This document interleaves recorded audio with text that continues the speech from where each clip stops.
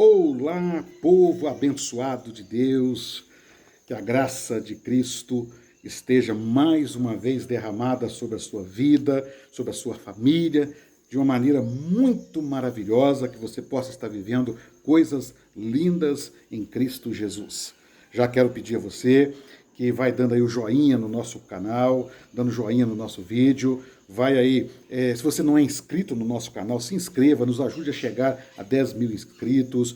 E se você tem desejo de falar de Cristo a alguém, e se entender que através dessa mensagem você pode edificar a vida de alguém, compartilhe esse vídeo com um amigo, com um familiar. Certamente dessa forma você vai estar ajudando a divulgar o reino de Deus.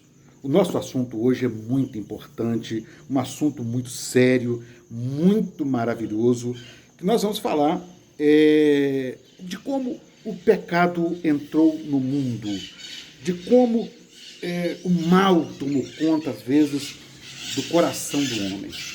Quando nós vamos para a palavra de Deus, e não tem como nós entendermos a entrada do pecado ao mundo sem nós irmos a Adão e Eva.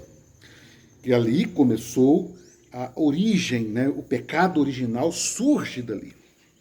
E é muito comum nós ouvirmos alguém dizer assim, o pecado de Adão e Eva foi a desobediência. Muito bem.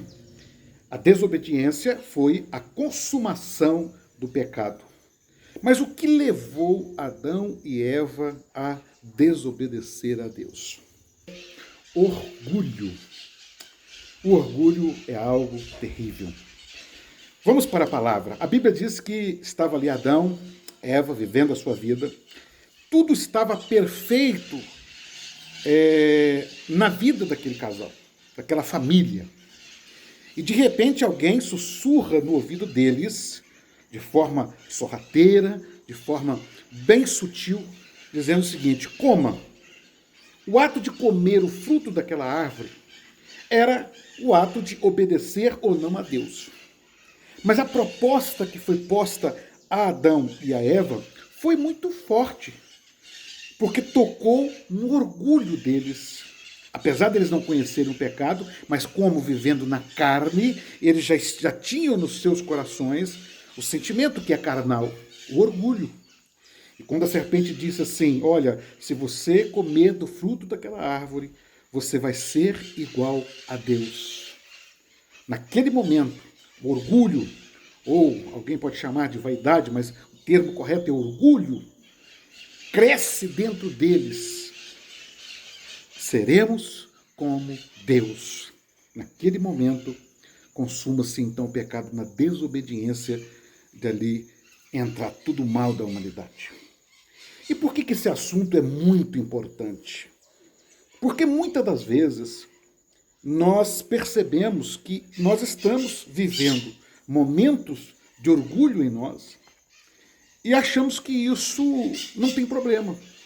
Às vezes nós condenamos alguém porque tem um vício da droga, ou o vício do fumo, do álcool, ou condenamos alguém que adulterou, ou alguém... E nós temos uma facilidade muito grande, nós seres humanos, nós temos uma facilidade muito grande de ver o defeito dos outros, ver o problema dos outros e não olhar para dentro de nós. É tanto que Jesus nos ensina a olhar para dentro de nós. E ele chega a chamar o homem de hipócrita, porque ele vê o cisco que está no olho do irmão dele, mas não vê a trave que está no seu olho. E a trave que está no nosso olho, que nos faz ver o problema dos outros, muitas das vezes é o orgulho. O orgulho é um sentimento terrível, porque ele sempre quer nos colocar superior a alguém. O orgulho está dentro de nós.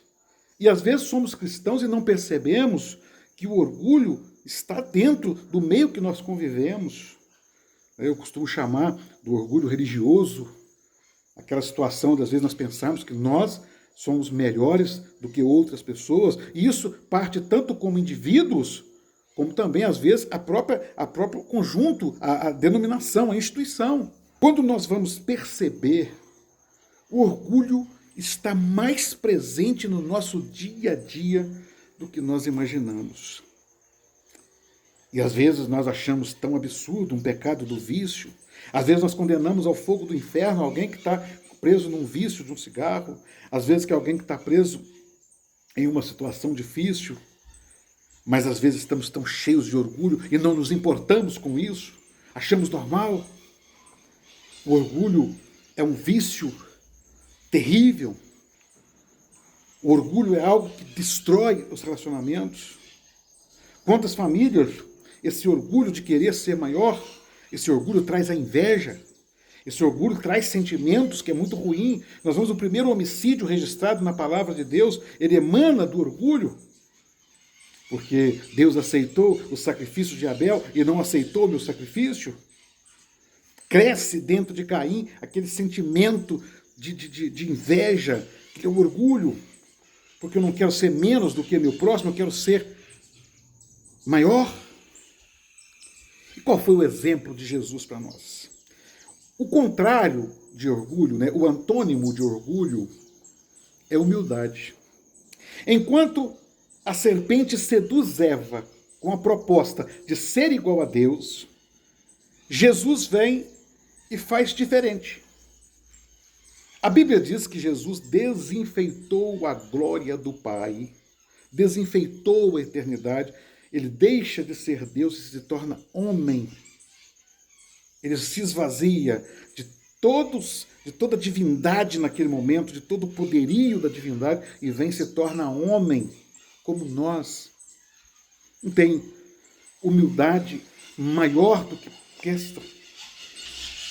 Tem outra passagem linda que eu acho que Jesus ele vai lavar os pés dos discípulos. É tão lindo aquilo, porque ele era o costume ali, daquela cultura. Não estava nos ensinando a fazermos isso hoje como símbolo de humildade, não. Para aquela cultura era sinônimo de humildade, porque o servo lavava o pé do seu senhor. Era uma prática costumeira daquele grupo social. E Jesus, então, ele sendo quem ele era, ele abaixa e vai lavar o pé dos discípulos. Meus irmãos, aqui tem um sentido de humildade tão grande. Era Jesus, agora, não olhando, ele sendo Deus, que poderia sempre olhar de cima para baixo, na sua divindade, olhar para o homem sempre de cima para baixo, porque ele é santo, ele é glorioso, ele é poderoso. Mas ele se esvazia e torna a olhar o homem de olho a olho, como ser humano, e ali agora ele se abaixa e passa a olhar o homem em cima. Ele considera o homem superior naquele momento, para nos ensinar. O orgulho nos faz querer ser sempre maior do que o nosso próximo. E o ensino de Jesus é que nós nos esvaziemos desse orgulho, desse sentimento, e nunca nos sentimos melhor ou nos desejarmos ser melhor do que alguém. Nós somos seres humanos, nós somos falhos, esse sentimento pode existir dentro de nós, mas nós temos que ser conscientes e lutar contra isso. Nós nunca devemos olhar para alguém e achar que somos melhores em nada. Não importa qual é a condição social que estejamos, qual é a condição espiritual, religiosa, não importa. Nós precisamos de olhar para o nosso próximo, nos nossos relacionamentos, sempre com um olhar de igualdade, de humildade. Se eu alcancei algo a mais do que alguém no conhecimento da palavra ou num relacionamento com Deus, não é porque eu sou melhor, porque eu sou pior. Paulo, no seu auge da sua vida espiritual, ele diz assim, olha, Jesus veio para salvar os pecadores, do qual eu sou o maior deles. Eu sou o maior dos pecadores. Reconhecer que nós não somos nada. Isso é um sentimento muito nobre, isso é humildade. O nosso orgulho, aquilo que está dentro de nós, que nós voltamos ali a Adão e Eva, antes deles conhecerem o pecado, aquilo já cresceu dentro deles, então é algo que está dentro de nós. Mas que nós devemos lutar contra isso todos os dias da nossa vida. O orgulho destrói. O orgulho destrói casamentos. O orgulho destrói famílias. O orgulho é algo que corrói o ser humano. Por isso, amados, vamos buscar a Deus e nos esvaziar dessa vaidade. Eu costumo dizer que um elogio mata mais do que uma crítica. A crítica dói, mas às vezes um elogio, ele infla esse orgulho dentro de nós, esse ego que nós temos. E às vezes nós começamos a nos achar superior. Não é pecado você gostar de um elogio por algo que você fez, não é isso. O problema é quando eu começo a pensar que não, eu sou bom mesmo. Eu sou o cara, hein? Quando nós começamos a sentir que nós somos superiores a alguém, porque eu canto, tenho uma voz angelical, ou porque eu prego e as multidões se comovem, porque eu sou um líder que arrebatei grandes multidões, nada disso nos dá o direito de nós nos considerarmos superior a alguém. Meus irmãos, muitas das vezes nós queremos servir a Cristo e nós queremos condenar o pecado visível que está no nosso próximo. Nós queremos tirar o cisco que está no olho do irmão, mas nós não queremos tirar a trave que está no nosso olho. E o orgulho é essa trave que está destruindo vidas. O orgulho é essa trave que está impedindo muitas pessoas de terem uma vida com Cristo. O orgulho não impede a pessoa de ter uma vida religiosa, porque isso está dentro dele. Mas o orgulho impede a pessoa de viver com Cristo. Eu penso que quando Jesus ele cita aquela passagem de pessoas que oravam pelos enfermos, expulsavam demônios, e no dia do juízo não vão achar lugar junto de Jesus, é porque são pessoas tão cheias de orgulhos. Eu sou o cara. Eu jejuei essa semana, eu vou expulsar demônio, porque agora eu estou cheio de poder. Olha como esse orgulho,